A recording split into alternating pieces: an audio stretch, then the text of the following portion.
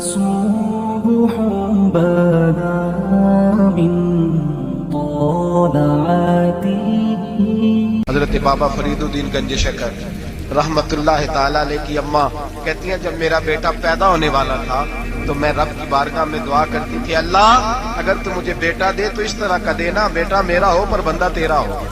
اے اللہ اگر بیٹا دینا تو اس طرح کا دینا میرے اللہ، اس طرح کی مجھے اولاد دینا کہ دودھ وہ میری چھاتی سے پیے پر شکر تیرا ادا کرے. اے اللہ اگر بیٹا دینا تو اس طرح کا دینا کہ قوت روٹی روزی وہ زمین پہ کھائے لیکن اسی زمین پر وہ تیرے دین کا سپاہی بھی بنے، وہ مجاہد فی سبیل اللہ بھی بنے. حضرت بابا صاحب کہتے ہیں مجھے شکر پسند تھی. اماں بڑے جتن کرتی ہے بیٹے کے لیے، بڑا کچھ کرتی ہے، اور بیٹے روٹی ٹائم پہ کھانا بلا کا. کہتے ہیں مجھے شکر پسند تھی. میری اماں سردیوں کے ٹھنڈے موسم میں اٹھ کے میرے لیے پانی بھی گرم کرتی، مصلی بھی بچھاتی اور پھر ایک پڑیا شکر کی بنا کے میرے مصلی کے نیچے بھی رکھتی. کہتی بیٹا نماز پڑھے تو اللہ شکر دیتا ہے. آپ فرماتے ہیں میں روز نماز کی 5 نمازوں کا وقت مصلی اٹھاتا تو پڑیا شکر کی ملتی. سکول اور مدرسے کے میں اپنے کلاس فیلوں کو بھی کہتا نماز پڑھو بڑی پیاری شکر ملتی ہے. کہتے ہیں میں روز شکر کھاتا. ایک سویرے فجر کی نماز میں اماں نے وضو تو کرایا مصلی بھی بچھایا پر دیہات کی وہ سادی بیوی جس کا سارا کام خلوص پہ مبنی تھا، جو آکسفورڈ سے پڑھی ہوئی تو نہیں تھی لیکن آداب ممتا اسے سارے آتے تھے، جو کسی یونیورسٹی کی سند یافتہ تو نہیں تھی لیکن بیٹے کے ساتھ کس طرح کا رویہ اختیار کرنا ہے یہ سارا اسے پتا تھا. کہتے ہیں سادی اماں نے سارے کام کیے لیکن شکر رکھنا بھول گئی. بابا صاحب کہتے ہیں میں نماز پڑھنے لگا تو ماں نے یہ بھی بتایا تھا کہ نمازی کے آگے سے نہیں گزرتے، نمازی کے آگے نہیں ہوتے. اب اماں کہتی ہے میں مجبور ہوں، درس بھی میں نے دیا ہے، بھول گئی ہوں، اب شکر رکھنے جاؤں گی تو پردہ کھل جائے گا. ایک کونے میں لگ کے ماں روئی، بیٹے کی شفا کے لیے نہیں، بیٹے کی نوکری کے لیے نہیں، بیٹے کے اچھے مستقبل کے لیے نہیں. ماں روئی، آنسو بہے تو کہتی کیا ہے، اے اللہ میں اسے اپنے آگے جھکانے کو جتن تھوڑی کرتی تھی، تیرا بنانے کا جتن کرتی تھی. اے اللہ مہربانی فرما میری پردے داری کر، اگر راز کھل گیا تو میرا فرید نماز نہ چھوڑ جائے. بابا صاحب کہتے ہیں اماں تڑپتی رہی اور میں نے نماز پڑھ کے مصلی اٹھایا. پہلے پڑیا ہوتی تھی اب تو پورا دریا شکر کا بہ رہا ہے. فرماتے ہیں میں نے وہ اٹھائی شکر کھائی اور میں نے چیخ کے کہا اماں جلدی آ، آج بڑی لذیذ ہے، آج شکر کوئی انوکھی ہے. اور آج تو کمال شکر دی ہے میرے اللہ نے، ایک پڑیا کی جگہ پورا دریا بہ رہا ہے. بابا صاحب رحمت اللہ علیہ فرماتے ہیں میری اماں آئی اور میری اماں نے بازو کھولے تو ماں کی ممتا ہی بتاتی ہے کہ اللہ کی رحمت کس طرح کی ہوتی ہے. کہتے ہیں میں نے اماں کے سینے سے لگا تو اماں رو کے کہنے لگی بیٹے پہلے میں شکر دیتی تھی، آج شکر بنانے والے نے شکر عطا فرمائی ہے. ساری زندگی پیشانی سے سجدے کا نور نہیں گیا، ساری زندگی وہ لذت عبادت نہیں گئی، اس لیے کہ استاد نے ڈنڈے سے نمازی نہیں بنایا تھا، اس لیے کہ پیر صاحب نے یہ کہہ کہ نمازی نہیں بنایا تھا کہ نماز پڑھو گے تو روٹی میں برکت ہو جائے گی، اس لیے کہ علامہ صاحب کا وہ بات سن کے ہم نمازی نہیں بنے تھے کہ اس نماز میں بتایا جاتا ہے کہ بیماریاں ختم ہو جائیں گی نماز پڑھنے سے. اماں نے رب سے جوڑنے کے لیے نمازی بنایا تھا. ساری زندگی بابا صاحب کہتے رہے اٹھ فریدا ستیا جھاڑو دے مسیح، چل ہن اٹھ فریدا ستیا جھاڑو دے مسیح، او تو ستا ہے رب جاگدا تیری ڈاڈے نال فرید. ساری زندگی نماز کی ٹریننگ دینا، اپنے بچوں کو اپنے رب سے جوڑنا، اپنے بچوں کو اللہ کے ساتھ ان کا تعلق بنانا، ان کو رب والا بنانا، انہیں رسول پاک کا غلام بنانا، یہ ڈیوٹی ہے ماں باپ کی. ایک بہت بڑے محدث ہیں، اتنے بڑے محدث ہیں کہ میرے نبی کریم کی مسجد نبوی میں وہ حدیث کے استاد رہے. حضرت ربیعہ بن عبد الرحمن نبی پاک کی مسجد نبوی میں حدیث کے استاد، اور حضرت حسن بصری جو جناب علی کے شاگرد ہیں وہ بھی حضرت ربیعہ کے شاگرد ہیں. حضرت امام مالک جو 70 سال تک مدینہ اور مکہ میں حدیث پڑھاتے رہے وہ بھی حضرت ربیعہ کے شاگرد ہیں. ان کے والد کا نام تھا عبد الرحمن فروغ. تاریخ بغداد میں لکھا ہے کہ بنو امیہ کے دور میں تابعین کے زمانے میں جناب عبد الرحمن بن فروغ گھر سے چلے گئے. ایک روایت ہے بچہ چھوٹا تھا، ایک روایت ہے بچہ ابھی ماں کے پیٹ میں تھا، جہاد کرنے چلے گئے. اس دور میں یہ جہاد ہوتا تھا کہ ایک علاقہ فتح کیا تو مسلمان اگلے علاقے میں چلے گئے، اگلا فتح کیا تو اگلے علاقے، ایک کے بعد دوسرے لوگ پلٹ کے نہیں آتے تھے. حضرت عبد الرحمن گئے 30,000 دینار بیوی کو دے گئے، کہنے لگے سنبھال کے رکھنا، اور جہاد کرنے نکلے تو 27 سال تک گھر ہی نہیں آئی، اور 27 سال کے بعد آئے اب حضرت ربیہ محدث بن چکے ہیں، مسجد نبی میں حدیث کے استاد ہیں، بیٹا بہت بڑا شیخ بن گیا ہے. واپس آئے، ہاتھ میں نیزہ ہے، کالی داڑھی تھی ساری سفید ہو گئی، وجود بڑا تگڑا تھا، کمزوری آ گئی. آئے، نیزہ پکڑا ہوا ہے، گھوڑے پہ بیٹھے ہیں، مدینہ منورہ میں گھر ہے. دروازے پہ دستک دی، حضرت ربیہ نے دروازہ کھولا، اندر داخل ہونے لگے تو کہنے لگے بابا تو کدھر گھستا آ رہا؟ کدھر؟ اس نے کہا تو پیچھے ہٹ، تو میرے مکان پہ کب سے قبضہ کر کے بیٹھا ہے. بات تیز ہونے لگی، آواز بڑی بزرگوں کی بلند ہونے لگی تو اندر سے زوجہ نے سن لیا اور دروازے کی اوٹ سے دیکھنے لگی تو پہچان گئی. کہنے لگی ربیہ پیچھے ہٹ جا، یہ کوئی غیر نہیں ہے، تیرے والد گرامی ہے، یہ تیرے والد ہیں. اندر آئے، باپ بیٹا ملے، عصر کی نماز کا وقت ہو گیا، بڑا روئے. 27 سال کے بعد باپ لوٹا، 27 سال کے بعد بڑے روئے. نماز کا وقت ہوا تو حضرت ربیہ جلدی سے وضو کیا، مسجد نبوی شریف چلے گئے. جناب عبد الرحمن فروغ نے بھی کھانا وانا کھانا تھا، کھانا کھانے بیٹھے تو حکم دیکھے شوہر کیا کرتا ہے. یہ نہیں پوچھا کہ 27 سال حال کیا رہا. پوچھنے لگے میں تجھے 30,000 دینار دے گیا تھا، وہ کدھر ہے؟ تو زوجہ کہنے لگی کھانا کھا لو، عصر کی نماز پڑھ کے آؤ، پھر بتاتی ہوں پیسے کہاں ہیں. آپ کی رقم بڑی اچھی جگہ پہ محفوظ ہے. کہتے ہیں میں نماز پڑھنے مسجد گیا، عصر کی نماز کے بعد میرے نبی پاک کے منبر پر ایک نوجوان بیٹھا ہے.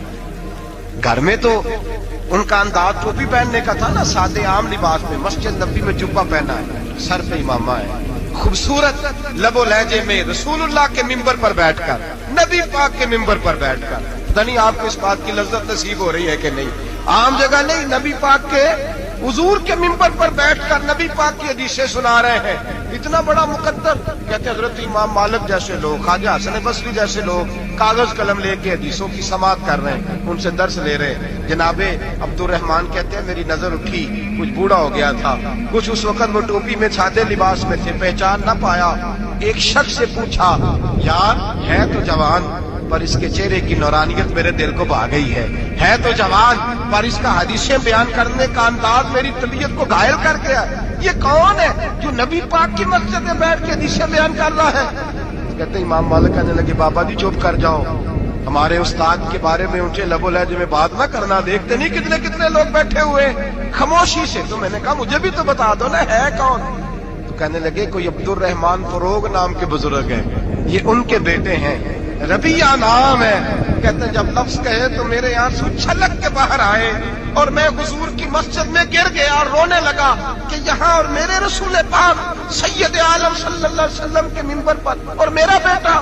تو میں تڑپ کے گھر گیا اور گھر جا کے میں نے اپنی بیوی کو جب دیکھا تو میرے آنسو نکل گئے. میری بیوی سمجھ گئی کہ یہ میرے محدث بیٹے کو دیکھ آیا ہے. کہتے ہیں بیوی رو کے کہنے لگی میں نے آپ کے 30,000 دینار آپ کے بیٹے کو مصطفیٰ کریم کی حدیث کا استاد بنانے میں خرچ کر دی. میں نے وہ 30,000 دینار خرچ کر دی ہیں، 30,000 دینار آپ کا بیٹا میں نے. تو کہتے ہیں میں اپنی بیوی کی طرف دیکھنے لگا، میں نے کہا قربان جاؤں، میں اگر اللہ کے دین کے راستے میں تھا تو نے میرے ساتھ نیکی کی ہے، میرا بیٹا بھی دین کے راستے پہ لگا دیا. میرے بھائی اللہ سے جوڑا ان لوگوں نے اپنی اولاد. بابا فرید الدین مسعود گنج شکر رحمت اللہ تعالیٰ علیہ کے ایک مرید تھے. بابا صاحب سے مرید ہوئے تو بابا صاحب فرمانے لگے ہاتھ مجھے دیا ہے تو میرا ہی رہنے دینا. اب جگہ جگہ نہ بھاگتے پھرنا، نوے نہ یار بنائیے وان کمینے والوں کا. اب جگہ جگہ نہ گھومتے پھرنا. اس نے کہا حضور ٹھیک ہے صحیح ہو گیا. بس ہر آدمی کے لیے یہ حکم نہیں ہو جس رنگ میں یہ بات کر رہا ہوں اسی رنگ میں لینا. لوگ رنگ بھی بدل لیتے ہیں نا باتوں کا. جس رنگ میں بیان کر رہا ہوں نا وعدے نبھانے کی صرف بات کر رہا ہوں. ورنہ اللہ تبارک و تعالیٰ کا فضل ہے. میرے ایک دوست ہیں پیر صاحب، تو وہ مجھے کہنے لگے میں نے اپنے مریدوں کو کہا ہے کسی اور کی تقریر نہیں سننی، کسی اور کی محفل میں نہیں جانا. آپ نے بھی کہا ہے کہ نہیں کہا؟ میں چپ کر گیا. کہنے لگے آپ بولے نا کہا کہ نہیں کہا. پیار سے کر رہا ہوں، چلو بات آ گئی ہے تو آج کر دیتا ہوں. آپ پیار والے لوگ بیٹھے ہیں نا، کر لوں محبت والی بات. تو وہ مجھے کہنے لگے کہ آپ نے بھی کہا ہے کہ نہیں کہا. میں نے کہا آپ کو کیا ٹینشن ہے؟ کہنے لگے میں نے آپ کے 2-4 مرید فلاں جگہ بیٹھے ہوئے دیکھے ہیں. میں نے کہا میں نے نہیں کہا. کہنے لگے کیوں؟ میں نے کہا میرا تو دل کرتا ہے ان سے کہوں کہ ہر جگہ جاؤ، جگہ جگہ جاؤ. دیکھو ساڈے ورگا ملیا تو بہ جیا، جی نہ ملیا تو واپس آ جایا. ختم ہو گئی بات. اتنی کیا بات ہوئی کہ بندہ منتیں کرتا پھرے. کو مل گیا نا. خدا جانے بلندی ہے کہ پستی، پر جہاں میں ہوں وہاں کوئی نہیں ہے. ہاں ایسی کیا بات ہوئی؟ آپ جائیں جگہ جگہ جائیں، کو مل گیا تو یار ضرور بیٹھ جانا۔ وہ شاہ عبد العزیز دباغ رحمت اللہ تعالی علیہ کے پاس کچھ لوگ مرید ہونے آتے تھے تو فرمایا کرتے تھے بیٹا مہینہ ڈیڑھ مہینہ رہو، کوئی چیز مل گئی تو رہنا، نہ ملی تو کہیں اور چلے جانا۔ آپ کو باندھ کے تھوڑا رکھنا ہے، اگر کسی کو کہیں اور سے خیر ملتی ہے تو ہمیں کیا اعتراض ہے؟ سمجھ آ رہی ہے میری بات کی؟ لیکن ایک بات ہے، وہ میرا دل کرتا ہے کر دوں، چلو پیار کی بات شروع ہو گئی ہے نا۔ کچھ بندے ایسے ہوتے ہیں جن کی ذمہ داری ہوتی ہے کہ بھئی تو نے نہیں کہیں اور جانا، ختم ہو گئی بات، تو ادھر ہی رہے۔ اس طرح کر کے نا اس پہلو میں بابا فرید صاحب نے کہا تھا اس مرید سے کہ ہاتھ مجھے دیا ہے تو اب جگہ جگہ نہ دیتے پھرنا۔ اس نے کہا حضور ختم ہو گئی بات، طے جو ہو گئی، بلے شاہ ادیو جانے، سانو اپنی توڑ نبھا لیں دے۔ کہا کہ کسی اب جگہ جگہ نہ دیتے پھرنا۔ تو وہ آدمی دریا کے کنارے کنارے چل رہا تھا، سادہ آدمی تھا، دیہاتی آدمی۔ یہ بہت پڑھے لکھے لوگ کئی دفعہ پوری باتیں نہیں مانتے، ناراض نہ ہو جانا پڑھے لکھے بندے۔ اور کئی میں نے ایسے دیکھے ہیں بیچارے بالکل ان پڑھ ہے پر جیسا کر کہہ دو نا ویسا کر جاتے ہیں۔ یہ پڑھے لکھے مجھ سے ناراض نہ ہو جائیں، چلو 2-4 ڈگریاں میرے پاس بھی ہیں، سمجھ لیں میری طرح کے پڑھے لکھے جلدی نہیں مانتے۔ اور کوئی سیدھے سادے وہ علم و بس کری ہو یار، ایک کوئی حرف تینوں درکار، ان کو جو کہہ دو جب کہہ دو وہاں اڑ جاتے ہیں، سیدھے سادے جو اتنی بحث نہیں کرتے۔ وہ بابا صاحب کا مرید دریا کے کنارے کنارے جا رہا تھا تو پیر پھسلا تو دریا میں گر گیا، تیرنا بھی نہیں آتا تھا۔ حضرت خضر علیہ السلام آئے، اللہ نے بندوبست کیا، آئے کہنے لگے ہاتھ دے تجھے باہر نکالو، کہنے لگے دے تو دیتا پر فرید الدین سے وعدہ کر آیا۔ وہ دے تو دیتا پر وعدہ کر لیا ہے، بلے شاہ اودی ہو جانے، سانو اپنی توڑ نبھا لیں دے۔ انہوں نے کہا جناب کیا مطلب؟ فرمانے لگے مجھے مطلب کا نہیں پتا۔ انہوں نے کہا تھا کہ میرے علاوہ کسی کو ہاتھ نہ دینا۔ وہ شخص کہنے لگا کہ ڈوب کے مر جاؤ گے، خودکشی اسلام میں حرام ہے۔ تو کہنے لگا وہ سادہ آدمی تھا، کہتا ہے اس مسئلے کا بابے فرید کو نہیں سی پتا، اس گل کیوں کی سی؟ اس کو نہیں پتا تھا کہ ڈوب کے مر جاؤں گا، اس کو کہنا چاہیے تھا پابند کر، جا اسے جا کے بتا مرنے لگا ہے تیرا مرید، جا اسے جا کے بتا، اسے کیا مرنے لگا ہے، اس نے وعدہ نہیں کیا تھا کہ میں آؤں گا، اب جا اسے جا کے بتا۔ اللہ اکبر۔ حضرت خضر نے جا کے بابا صاحب کو بتایا تو بابا صاحب فوراً پہنچے، اس کو ہاتھ دیا، اللہ اکبر کہا تو باہر نکالا۔ پھر بابا صاحب نے کہا یار سینے سے لگ جا، یہ تو گرا نہیں تھا دریا میں، تجھے گرایا گیا تھا، یہ تجھے گرایا گیا تھا، یہ تجھے ذرا نا آزمانا چاہ رہے تھے، آزمانا جے محبوب بلاوے ایک دم، ایک دم، یعنی ایسے اس نے کہا کہ آ جا فٹافٹ، اس نے یہ نہیں کہا ٹائم ہو تو وقت ہو، یہ محبوب بلاوے ایک دم۔ پھر سر نو پیر بنائیے، سر نو پیر بنائیے، وہ سر منگے تے سر دے دئیے، تے کدے بھی دیر نہ لائیے، تے یار دا کدے بھی گلا نہ کریے، پاواں سہک دئی مر جائیے، سجنا یا تے لائیے ہی نہ، تے جے لائیے تے پھر توڑ نہیں پائیے۔ اللہ رسول سے رشتہ لگائے تو پورا۔ یہ کیا بات ہوئی میں نبی پاک کا غلام ہوں تو چہرہ میرا کسی اور کی طرح کا ہے، میں جی غلامی رسول میں موت بھی قبول ہے تو نماز کا ٹائم، ایک اچھی باتیں یار کچے لوگ کرتے ہیں، ایک کمزور لوگ ہوتے ہیں۔ میرا جی میں غلامی رسول میں موت بھی قبول ہے پر میرا نا جھوٹ کے بغیر میری دکان کوئی نہیں چلتی، وہ نجائز نہ کروں تو بھوکا مر جا، نہیں چلتی تو پر محمد عربی کے وعدے پورے کر، چھوڑ نہیں چلتی تو نہ چلے، بلے شاہ دی ہو جانے، اور نہیں تو نہ صحیح، ہاتھ ہو گئی ہے میرے بھائی، آپ عجیب بات کرتے، نہیں چلتی تو نہ چلے، لیکن حضور نے کہا جھوٹ نہیں بولنا تو لہذا ختم ہو گئی بات، مسلمان رہو تو پھر مرتے دم تک بولیے۔ یہ کیا بات ہوئی کچی باتیں کرنا، کمزور باتیں کرنا، چھوٹی چھوٹی باتیں کرنا، میں شروع کر رہا ہوں کل سے نیک ہو جاؤں گا پرسوں سے، تو اللہ رسول کو تاریخیں دے رہے ہیں، چھوٹی باتیں کر رہا ہے، تو مضبوط بات کر بھائی، کلمہ پڑھ لیا تو لہذا پڑھ لیا، غلامی کر لی تو لہذا کر لی، اب نبی پاک کے وفادار ہو گئے تو لہذا ہو گئے۔ اب یہ کوئی دیکھے نا، ایک صحابی کھڑے تھے، کنز المال میں روایت ہے، نبی پاک علیہ الصلوۃ والسلام نے نہ کہا بیٹھ جاؤ، یہ بھی سنت ہے کسی کو یہ لفظ کہنا، ناراض نہ ہو جائے وہ جس کو کہا جائے کہ بیٹھ جاؤ۔ ایک بندہ جمعے والے دن کھڑا تھا، حضور جمعے کا خطبہ دے رہے تھے، حضور نے فرمایا بیٹھ جاؤ۔ حضرت زید بن حارثہ باہر مسجد نبوی کی گلی میں تھے، ان کے کانوں میں آواز آئی بیٹھ جاؤ تو وہیں بیٹھ گئے۔ حضرت مرثد بن نبی مرثد رضی اللہ تعالیٰ عنہ کہتے ہیں میں اپنے گھر سے نکل رہا تھا، اپنے گھر کے دروازے کی چوکھٹ پہ تھا، میرے کانوں میں آواز آئی بیٹھ جاؤ تو میں وہیں بیٹھ گیا۔ حضرت انس بن مالک کہتے ہیں جہاں لوگ جوتے اتارتے نا مسجد میں آنے کے لیے میں وہاں کھڑا تھا، میرے کانوں میں آواز آئی بیٹھ جاؤ تو میں وہیں بیٹھ گیا۔ فرماتے ہیں جمعہ ہو گیا، نماز کے بعد حضور نے فرمایا زید بن حارثہ کہاں تھے؟ جمعے میں نظر کیوں نہیں آئے؟ بے خبر ہو جو غلاموں سے وہ آقا کیا ہے، جمعے میں نظر کیوں نہیں آئے؟ عرض کی حضور گلی میں آ رہا تھا تو آپ کی آواز آئی تھی بیٹھ جاؤ، تو میں نا ادھر بیٹھ گیا تھا، تو حضور نے رخ پھیرا، فرمایا مرثد تم کہاں تھے؟ حضور میں گھر سے نکل رہا تھا، ابھی چوکھٹ پہ تھا تو آواز آئی بیٹھ جاؤ تو سوڑیا میں وہیں بیٹھ گیا۔ انس بن مالک تم کہاں تھے؟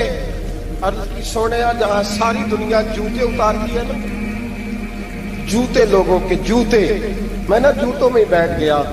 تو محبوب نے فرمایا میں نے نہ تو زید کو کہا تھا، نہ انس کو کہا تھا، نہ مرثد کو کہا تھا، میں نے تو فلانے کو کہا تھا۔ عرض کی حضور آپ نے نام تو نہیں نہ لیا، آپ نام تو نہیں نہ لیا کہ فلانا، آپ نے کہا بیٹھ جاؤ۔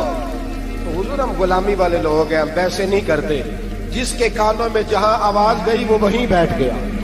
ہم نے نہ کبھی قطرے پہ غور کیا اور نہ دریا دیکھا، بس جہاں تیری جھلک دیکھی وہیں ڈوب گئے۔ یہ کیا بات ہوئی کہ اللہ رسول سے رشتہ بھی ہے تو کرتا ہوں تو دیکھتا ہوں تو دیکھ لیتے ہیں تو چلتے ہیں، نہ یہ کچے لوگوں کی باتیں ہیں، یہ کمزور لوگوں کی باتیں ہیں، یہ ان لوگوں کے معاملات ہیں کہ جو بڑے چھوٹے دل کے لوگ ہیں۔ آپ نے کہہ لیا اللہ ہمارا رب ہے، تو قرآن کہتا ہے جب کہہ لو نا کہ اللہ رب ہے، ان الذین قالوا ربنا اللہ ثم استقاموا تتنزل علیہم الملائکہ، جب تم نے کہا کہ اللہ ہمارا رب ہے تو پھر ڈٹ جاؤ، اللہ تمہاری مدد کے لیے فرشتوں کو بھی نازل فرما دے۔ حضرت ابو ذر غفاری کلمہ پڑھنے آئے،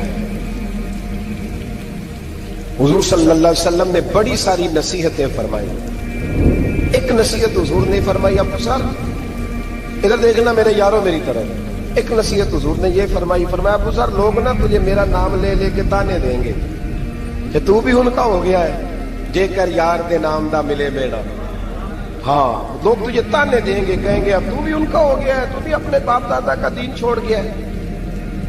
تو کہا کہ ملامت جب لوگ تجھے کرے نا تو ملامت کرنے والوں کی پرواہ نہ کرنا، تانا دینے والوں کی پرواہ، تانے بڑے مزیدار ہوتے ہیں، آپ یقین کریں، تانے بڑے مزیدار ہوتے ہیں، بڑے شاندار ہوتے ہیں تانے، اور ان میں نا کئی دفعہ بڑا چسکا ہوتا ہے۔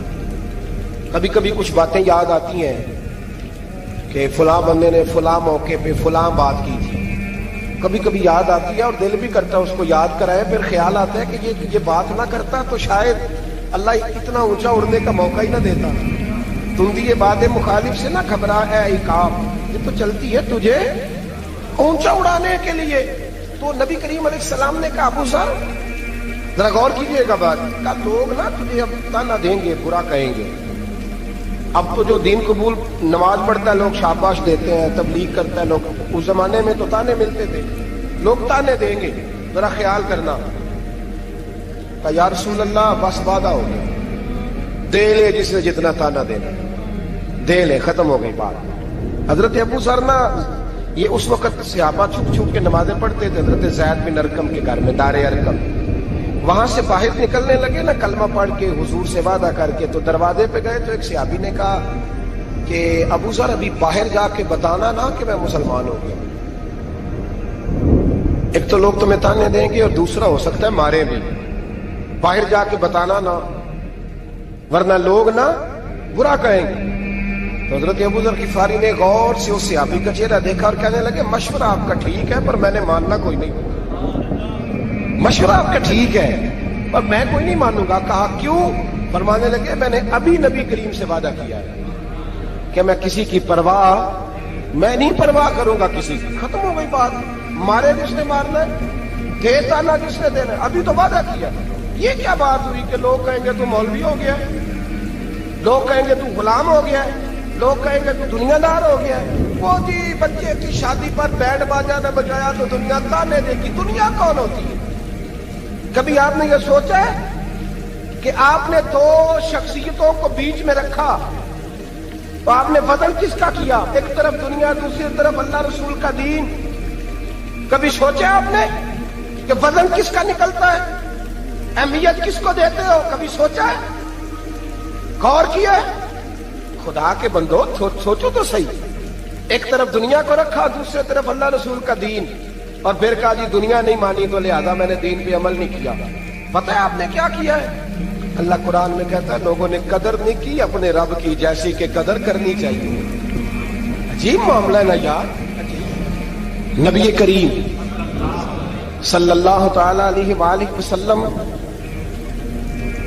کہ جو مدینے کے لوگ تھے نا، انہوں نے بڑی قربانیاں دی تھی، اپنی جگہ دی شہر میں۔ یہ مدینہ وہ واحد شہر ہے جو بغیر تلوار کے فتح ہوا۔ مدینے والوں نے کوئی بحث نہیں کی، انہوں نے گردنیں سیدھی سیدھی حضور کے قدموں پہ رکھ دی۔ مدینے والوں نے بڑی قربانیاں دی۔ مکے والے بعد میں مسلمان ہوئے فتح مکہ کے بعد۔ فتح مکہ کے بعد نا ایک جنگ اور ہوئی، ایک جہاد اور ہوا، تو وہاں سے بہت سارا مال غنیمت آیا، بہت سارا مال غنیمت آیا۔ اسلام میں حکم ہے کہ جو آدمی نیا نیا کلمہ پڑھتا تھا نا تو اس کے رشتہ دار اسے چھوڑ دیتے تھے، تعلق ٹوٹ جاتا تھا، تو پھر حکم دیا گیا کہ تالیف قلب کرو۔ مؤلفۃ القلوب ایک پورا عنوان ہے، ان کو مال دو تاکہ وہ گھر بنا لیں، کاروبار کر لیں۔ تو نبی کریم علیہ السلام نے نا جن لوگوں نے مکے میں تازہ کلمہ پڑھا تھا نا ان کو ذرا مال زیادہ دیا۔ یہ بخاری مسلم ہے، حضور نے ان کو زیادہ پیسے دیے۔ مدینے کے جو نوجوان قسم کے لڑکے تھے نا چند، ان میں سے ایک دو نے کہا کہ حضور کے وہ رشتہ دار ہیں نا قریبی، تو رشتہ داروں سے پیار کرنے کا حضور حکم بھی دیتے ہیں، اس لیے نبی پاک نے ذرا توجہ زیادہ فرمائی ہے، وہ بھی عذرائے محبت۔ جیسے بندہ کہہ دیتا ہے نا کہ ماشاءاللہ آپ تو اپنا بیٹا مل گیا ہے، ماشاءاللہ بھائی بھائی بیٹھے ہو آپ مل کے، اس طرح عذرائے۔ سمجھ آ رہی ہے میری بات کی؟ جن لفظوں میں بات بیان کر رہا ہوں ان لفظوں میں سمجھیے گا۔ محبت کے ساتھ کہا کہ وہ اپنے ہیں نا حضور کے، اس لیے حضور کا دل چاہا ہے، حضور حکم دیتے ہیں کہ اپنوں سے صلہ رحمی کرو، اس لیے نبی پاک نے زیادہ دیا۔ بس وہ ایک آدھ آدمی نے بات کر دی تو بات چلنے لگی، چلتے چلتے چلتے چلتے نہ وہ بات میرے محبوب تک بھی پہنچ گئی۔ ترکی خیمے میں حضور بیٹھے تھے تو نبی کریم علیہ الصلوۃ والسلام نے فرمایا بھائی اس طرح کرو، مکے والا کوئی بندہ نہ آئے، صرف مدینے والوں کو بلاؤ، صرف نام لے مدینے والوں کا، صرف صرف مدینے والوں کو بلاؤ، فقط ان سے بات کرو۔ مدینے کے لوگ آ گئے، اللہ کے حبیب نے گفتگو شروع کی۔ بات پہلے بھی ہوتی تھی پر آج رنگ نرالا تھا۔ نبی کریم علیہ الصلوۃ والسلام فرمانے لگے مدینے والوں، میں نے یہ بات سنی ہے کہ تم نے کہا ہے کہ حضور اب صلہ رحمی کی وجہ سے ان کو زیادہ نوازنے لگے ہیں۔ عرض کی یا رسول اللہ وہ ایک آدھ نوجوان نے بات کیا، وہ ہماری مشترکہ رائے نہیں۔ حضور علیہ الصلوۃ والسلام آج بات کرنے لگے تو آج جذبات کا رنگ نرالا تھا۔ محبوب فرمانے لگے تم کہو یا رسول اللہ، مکے والوں نے تو آپ کو تکلیف دی تھی، مجبور کیا تھا مکہ چھوڑنے پہ، ہم نے پناہ دی تھی، آپ ہم نے جگہ دی تھی، اپنا شہر پیش کیا، کہو۔ مدینے کے لوگ رونے لگے، عرض کرنے لگے حضور ہم کون ہوتے ہیں اللہ کے نبی کے لیے کوئی چیز دینے والے، تو اللہ رسول کا احسان ہے کہ آپ یہاں۔ میں جب پاک پتن شریف جاتا ہوں، کسی مزار پر میں کھڑا ہوتا ہوں تو وہ جو حالات پڑے ہوتے ہیں نا ان بزرگوں کے، وہ سامنے آتے ہیں کہ یہاں خواجہ نظام الدین محبوب الہی تشریف لائے۔ لیکن اگر کوئی بندہ سوچے تو ہو سکتا ہے کہ اس کا کلیجہ پھٹنے کو آئے جب خواجہ نظام الدین صاحب کہتے ہیں کہ یہ باب جنت ہے نا بابا فرید صاحب کا، کہتے ہیں ایسی باب جنت نہیں، فرماتے ہیں جب بابا صاحب کا وصال ہوا تو بابا صاحب وہیں لیٹے ہوئے تھے جہاں آج ان کی مزار ہے، اور ان کے سرانے بالکل جس جگہ کو لوگ باب جنت کہتے ہیں، کہتے ہیں وہاں میں نے رسول پاک کو کھڑے ہوئے دیکھا ہے۔ اب کوئی آدمی حضور کی خوشبو محسوس، اس کا ایک ارادہ بن گیا نا کہ یہاں حضور کھڑے تھے، اس پر کیفیت کیا تاریخ، اس پر انداز کیا ہوگا، اس پر وارد کیا ہوگا، وہ کہاں پہنچ جائے گا ایک دو منٹ کے اندر۔ تو یہ تو اس وقت ہے جب اس کے محسوسات ہوں گے، جب وہ نظریاتی طور پر اس بات سے متفق ہوگا، جب وہ خوشبو محسوس کرنے کی صلاحیت رکھتا ہوگا۔ ایک بات عذرائے محبت ہے، کہہ دیتا ہوں کیونکہ سوالات ہوتے رہتے، کہہ دیتا ہوں۔ اعلیٰ حضرت کے ایک مرید تھے مولانا حشمت علی خان صاحب، بڑے تگڑے آتے ہیں، جن لوگوں کی پوزیشن بڑی سخت فاضل لوگ ہوتے ہیں نا، اور حاضر جواب 1 منٹ سے پہلے پاک پتن شریف گئے تو باب جنت سے گزر کے آئے۔ باب جنت سے کسی ہمارے عالم نے نہیں لکھا کہ جب وہاں سے گزر کے آپ توبہ نہ کرے اور کوئی اچھا عمل نہ کرے تو جنت میں جائے گا، بس یہ کہا کہ ایک دروازہ ہے جہاں خواجہ نظام نے حضور علیہ السلام کو کھڑے دیکھا، گزر جائے کوئی تو الحمدللہ اس کے لیے ایک برکت ہے۔ لیکن کسی شخص نے یہ نہیں کہا کہ اب وہاں سے نکل کے آ جائے اور معاذ اللہ جھوٹ بولے، جو مرضی کرے اور کہ میں جنتی ہو گیا۔ یہ معنی کسی بندے نے بھی بیان نہیں کیا۔ ہاں وہاں سے گزر کے آئے، سچی توبہ کرے، بعد میں اپنے اعمال پہ محنت کرے، اللہ اسے برکت عطا کرے گا۔ فرماتے میں پاک پتن شریف سے ہو کے آیا، رش بڑا تھا، اس کے ایام تھے، تو باب جنت سے گزر کے آیا تو میں بس کی چھت پہ بیٹھ گیا۔ کچھ اور لوگ بھی تھے تو ان میں سے کچھ ایسے صاحبان بھی تھے جن کو بیماری ہوتی ہے چھیڑ کے رکھنے کی، کوئی نہ کوئی بات کیے رہتے، یہ ہو گیا تو وہ ہو گیا، کہتے ہیں انہوں نے بات چھیڑ، مولانا کہاں سے آ رہے؟ میں نے کہا پاک پتن شریف سے۔ تو کہنے لگے کہ آپ وہ بہشتی دروازہ جس کو کہتے ہیں باب جنت، وہاں سے بھی گزرے ہیں؟ کہنے لگے الحمدللہ، لائن تو بڑی لمبی تھی پر موقع مل ہی گیا ہے، گزر گیا ہوں وہاں سے۔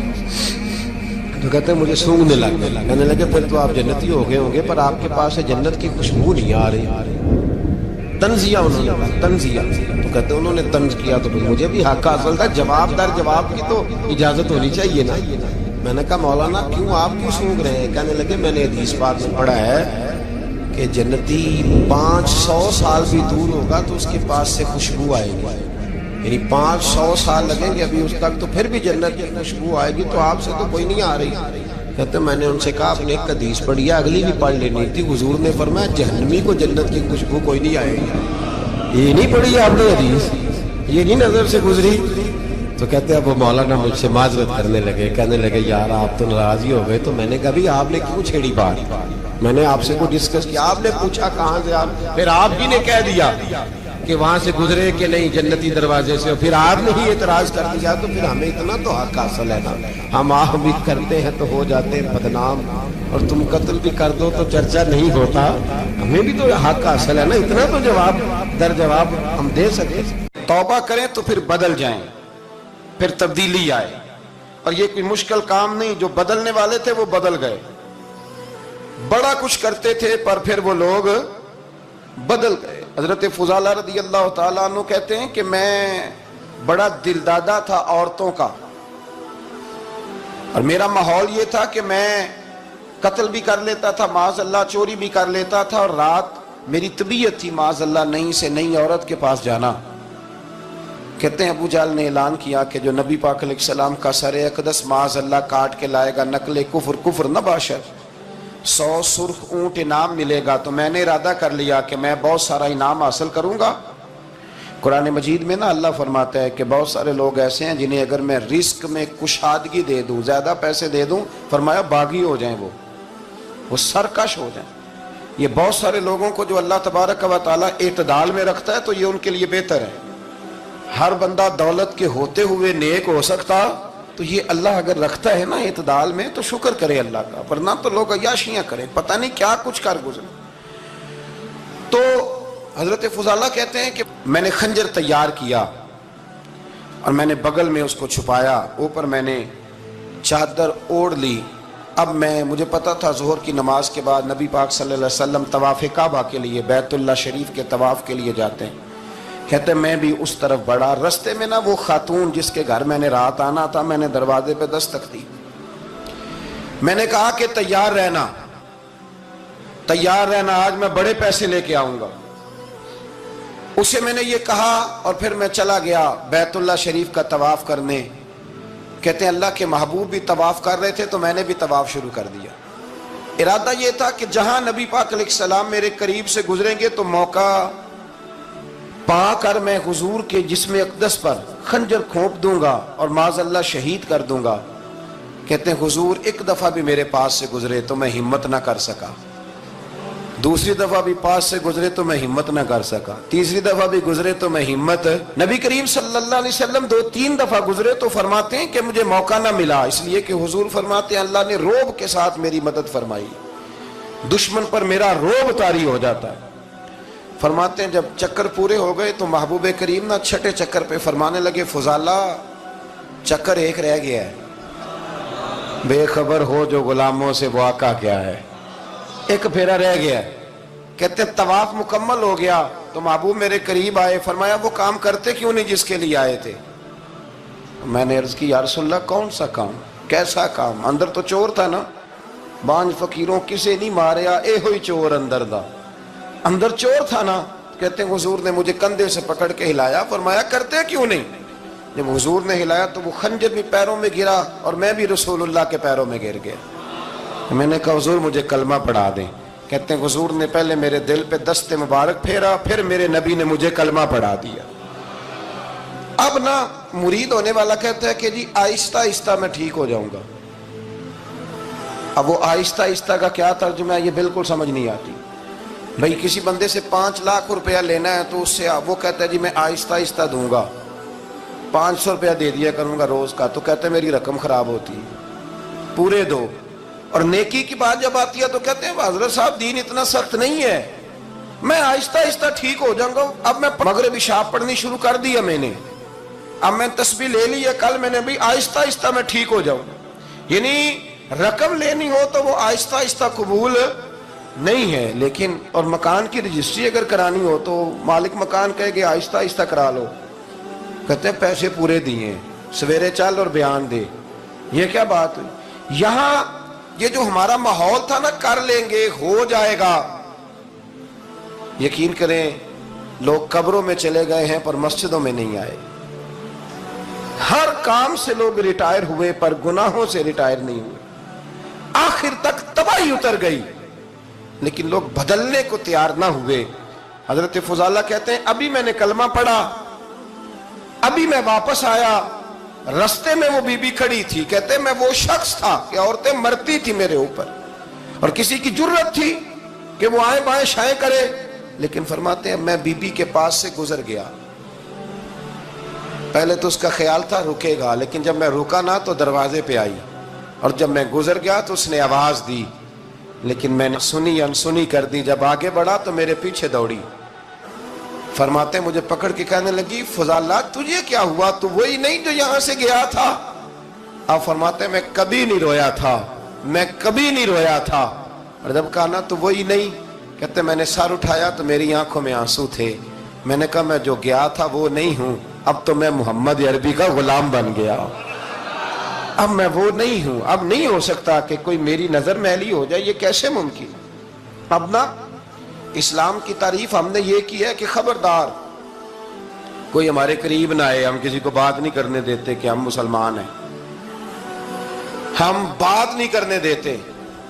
पता है क्या बात है, एक मेरी ये तकरीर होती है मिंबर पे और एक मेरा अमल होता है जब मैं सफर करता हूं, जब मैं गाड़ी में बैठता हूं, जब मैं दोस्तों से मिलता हूं। जब इन दोनों बातों में तजाद आता है ना, तजाद, तो लोग तकरीर को जज्बात नहीं कहते, एक फन बन जाती है तकरीर। आपको पता है ना वाइजीन नाथ खां कहते हैं मैंने महफिल लूट ली, फिर लोग शुमार करते हैं कितने लोगों ने सुभान अल्लाह कही, फिर लोग शुमार करते हैं कि आज 5 बंदे रोए भी थे जब मैं तकरीर कर रहा था। तो फिर ये फन है, ये जज्बात का इजहार। समझ ले बात को कि अमल जब आप नहीं ना करते अमल, तो आप खुद बड़े बेचैन रहते हैं कि यार ये मैं क्या कर रहा हूं, ये कौन सा गोरख धंधा है कि मेरा अमल सिफर होता जा रहा है। हमारे एक उस्ताद थे तो वो फरमाया करते थे कि अगर पढ़े लिखे आदमी को तुम बेअमल देखो तो उससे दूर हट जाया करो, वरना तुम्हें भी बेअमल कर देगा। मैंने उनसे अर्ज की, मैंने कहा हुजूर ये क्या है, तो फरमाने लगे अपने हजरत साहब से पूछना, वजाहत करेंगे। मैंने हजरत साहब से कहा जी अजीब बात कर दी है, इल्म वाले बंदे के पास बैठ के तो इल्म आता है। तो वो फरमा रहे थे कि इल्म वाले बंदे के पास अगर वो बेअमल हो तो बिल्कुल ना बैठना। तो हजरत साहब फरमाने लगे उन्होंने सही कहा है। अब बात बहुत बड़ी है, पता नहीं आपकी समझ में आती है नहीं आती, बहरहाल कर देता हूं।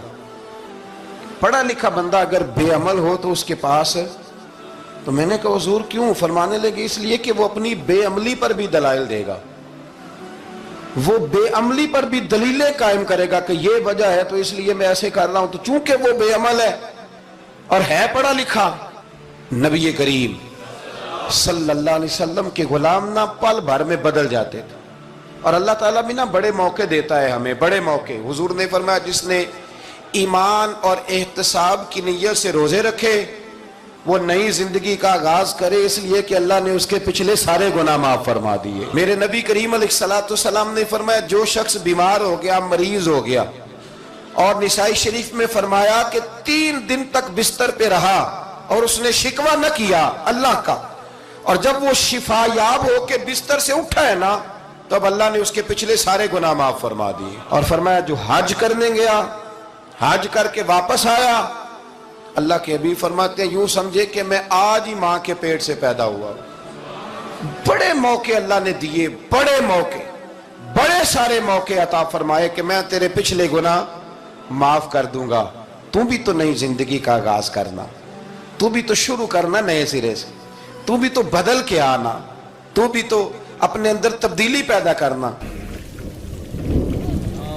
اللهم صل على سيدنا ومولانا محمد، اللهم صل على سيدنا ومولانا محمد۔ اللہ کے شیر حیدر کرار پر درود، اللہ کے شیر حیدر کرار پر درود، اللہ کے شیر حیدر کرار پر درود، حضرت حسن حسین کے کردار پر درود، اللہم صلی علی سیدنا و مولانا محمد وعلی سیدنا علی و سیدتنا فاطمہ و سیدتنا زینب و سیدنا حسن و سیدنا حسین وعلی آلہ و صحبہ و بارک وسلم۔ زینب کی بارگاہ میں،